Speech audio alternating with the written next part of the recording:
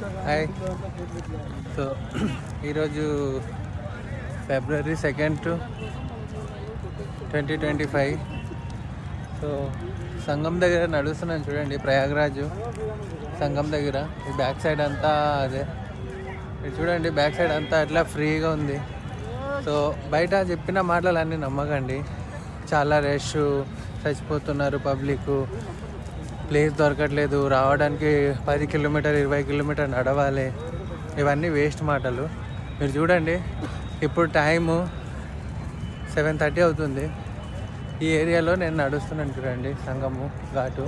నా back side అంతా చూడండి ఎంత ఫ్రీగా ఉంది, ఎంత ఫ్రీగా ఉంది. హ్యాపీగా వచ్చి టైం స్నానం చేసుకుంటున్నారు, వెళ్తున్నారు.